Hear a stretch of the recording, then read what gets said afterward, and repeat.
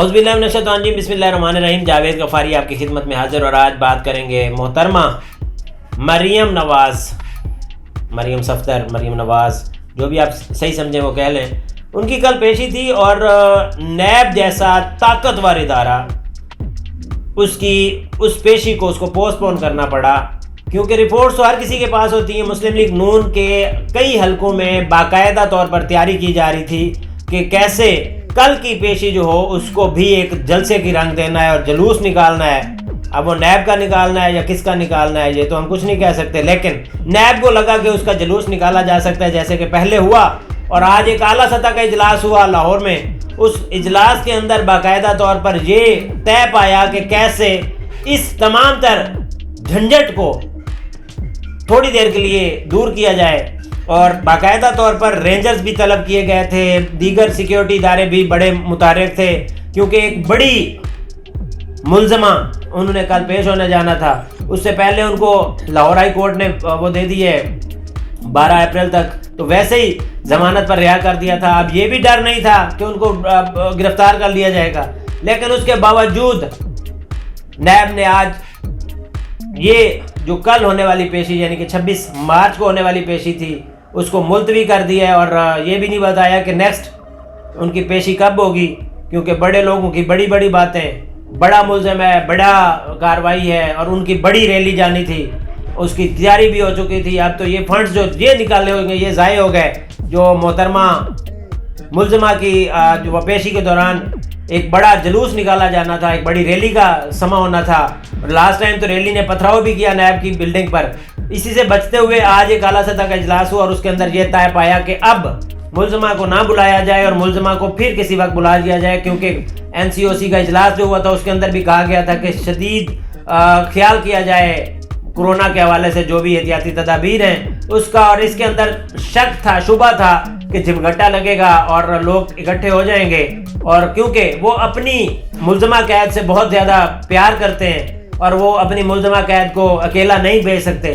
अस्सलाम वालेकुम। अभी तक आपने चैनल सब्सक्राइब नहीं किया, अगर नहीं किया तो जल्दी से कीजिए ताकि सबसे पहले वीडियो आपको मौसूल हो। शुक्रिया।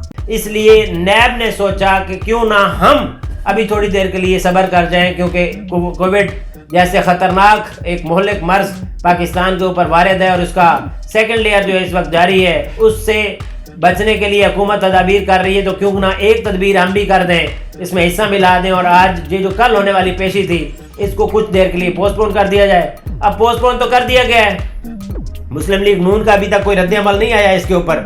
मैं उस वक्त अभी तक तो देख रहा था, अभी इसके बाद कोई रद्द अमल आ जाए तो पता नहीं है। मुस्लिम लीग नून बाकायदा तौर पर लाहौर के अंदर तैयारियां कर रही थी कि कैसे कल की जो मोहतरमा मुल्ज़मा की पेशी है उसके अंदर असरअंदाज होना है और कैसे बताना है कि भाई अभी भी मुस्लिम लीग नून ख़ास तौर पे लाहौर में तो नहीं मरी, वो जिंदा है। और PDM चाहे तितर बितर हो गई है, लेकिन मुस्लिम लीग नून की मुल्ज़मा कैद को अगर बुलाया गया तो वो बार बार अपनी जानों का नजराना भी पेश करने से बाज नहीं आएंगे। तो आज नैब जैसा ताकतवर इदारा इस मुल्ज़मा की उस झमघट्टे से, क्योंकि मुल्ज़मा के झमघट्टे को शायद वैसे टैकल किया जाता तो बड़े मसाइल होने थे, और ये भी नैब ने साथ कहा कि हम कोई डरे नहीं है और हमारे पास ये कवानीन मौजूद हैं जिसके तहत हम उनको जेल भी भेज सकते हैं, उनको गिरफ्तार भी कर सकते हैं जो वहाँ पे इस तरह के मसाइल करेंगे।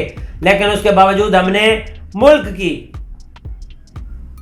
बेहतरी के लिए इस तरह का इकदाम लिया है कि ये पेशी पोस्टपोन कर दी है। वो पेशी कब होती है इसका तो पता नहीं है, लेकिन आज एक और चीज़ मैंने सोशल मीडिया पर वायरल देखी कि हर बड़े लीडर के पास एक मौलाना जो मौजूद हैं, जैसे कि मरियम नवाज़ से पिछले दिनों मिले मौलाना फजलुर रहमान और बिलावल भुट्टो जरदारी जाकर मिले जमात इस्लामी के उस मंसूरा में, और इसी तरह मौलाना तारिक जमील को सदारती अवार्ड से नवाजा गया। तो इस तरह समझा जा रहा है कि PTI के नज़दीक मौलाना तारिक जमील हैं और मुस्लिम लीग नून को इस वक्त जो खिदमात दे रहे हैं वो मौलाना फजलुर रहमान है, और पाकिस्तान पीपल्स पार्टी को ज़रूरत पड़ गई है वो है मौलाना तो नहीं है, अमीर जमात इस्लामी है सिराजुल हक, सेनेटर सिराजुल हक। अब ये तमाम तर चीज़ें जो हैं हम देखते हैं तो सियासत में बड़ी अहमियत की हामिल होने जा रही है। अब जब पहले कहते थे चेयरमैन की नशिस्त बड़ी अहमियत की हामिल है, फिर कहा डिप्टी चेयरमैन की नशिस्त बड़ी अहमियत की हामिल है। अब अपोजिशन के अंदर अपोजिशन लीडर जो चेयरमैन सेनेट में होगा उसकी सीट भी अब अहमियत की हामिल हो गई है। अब वो उसके ऊपर सियासत जो है वो शुरू हो गई है। मुस्लिम लीग नून अपने तरीके से तमाम तर मामलात को टैकल करने की कोशिश कर रही है, जबकि पाकिस्तान पीपल्स पार्टी या बिलावल भुट्टो जरदारी वो भी मुतहर्रिक है कि ये जो चेयरमैन अपोजिशन लीडर है, कायदे हिज़्ब इख्तिलाफ है सेनेट में, ये उनके बन जाए। अब पीडीएम का इत्तेहाद सिर्फ और सिर्फ हुकूमत के खिलाफ था या पीडीएम का इत्तेहाद अपने अपने मुफादात में था, ये खुल के बात सामने आ गई उस वक्त जब पाकिस्तान पीपल्स पार्टी अपने तक कोशिश कर रही है कि उनका बंदा चेयरमैन इसमें अपोजिशन लीडर आ जाए, जबकि मुस्लिम लीग नून अपने तक कोशिश कर रही है। और अभी लास्ट इतलात के मुताबिक 26 अरकान सेनेट ने दस्तखत करके मुस्लिम लीग नून को कहा है कि हम आपके साथ हैं, जबकि 24 सेनेटर्स की जो वो है पोजीशन है वो पाकिस्तान पीपल्स पार्टी के बाद है। अब देखना यह है कि 24 वाला पाकिस्तान पीपल्स पार्टी का अपोजिशन लीडर होगा या अब तक की इतलात के मुताबिक 26 वाला इसका अपोजिशन लीडर का मुस्लिम लीग नून वाले जो इत्तेहाद है उसको मिलता है। पीडीएम के दो हिस्से हैं और पीडीएम अपोजिशन लीडर अपना चाहती तो वो बना सकती थी बगैर किसी मामलात के वो खराब किए। वही जो चेयरमैन सेनेट बनने जा रहे थे यूसुफ रज़ा गिलानी, वो आराम से अपोजिशन लीडर बन सकते हैं, लेकिन अपोजिशन लीडर उनको नहीं बनाया जा रहा। पीपल्स पार्टी अपनी कोशिश कर रही है कि वो कोई बंदा लाए, हो सकता है यूसुफ रज़ा गिलानी को खड़ा कर दें, लेकिन मुस्लिम लीग नून भी अपना बंदा सामने लाने की कोशिश कर रही है। तो ये तमाम तर सिनेरियो था आज की समझने के पॉलिटिक्स का। मोहतरमा मरियम सफदर मुल्ज़मा आज़म इस वक्त की, उनकी पेशी कल नहीं हो रही, मुलतवी कर दी गई है। नैब जैसे ताकतवर इदारा उसने कहा है कि बेहतरी इसी में है कि थोड़ी देर के लिए इसको टाल दिया जाए और सेनेट के लिए भाग दौड़ जारी है। देखते हैं कि अपोजिशन लीडर अब कौन बनते हैं, जबकि पीडीएम के पास वाज़े तौर पर बर्तरी मौजूद है अपोजिशन लीडर बनाने के लिए, लेकिन पीडीएम भी अब 2 जगह पे तकसीम हो चुकी है। जावेद गफारी को अब तक के लिए इजाज़त दीजिए, कल आएंगे नए टॉपिक के साथ। शुक्रिया।